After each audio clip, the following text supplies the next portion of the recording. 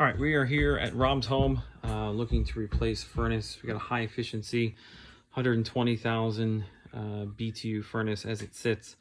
I'll get a double check, count the vents that are upstairs, make sure we're sizing this properly.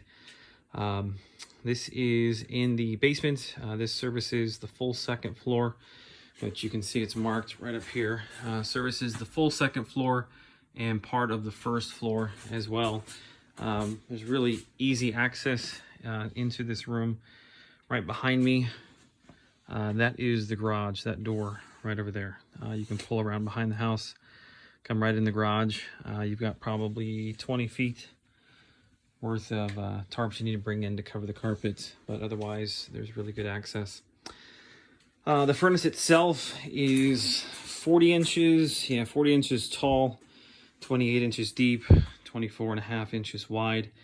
It's actually pulling on return from both sides. This drop is 12 by 29. It actually pulls around back behind the unit there. Over here on this side, which this is, let's see here, 8 inches wide. 8 inches wide. It's 22 inches tall, and obviously wraps all the way around behind the furnace. The PVC piping, you can see the reducer there, but it's a 3-inch here. Just goes right out. I guess this would be the side of the home right here. So look behind the unit. See the floor drain just within a few feet of where the unit sits at right now. There's not a whole lot of room up above the coil.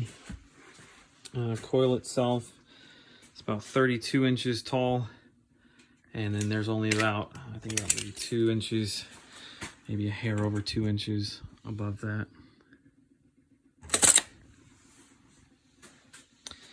As far as the return drop goes, I say we reuse this return drop here, and then we can put a new 5-inch media cabinet right down in here.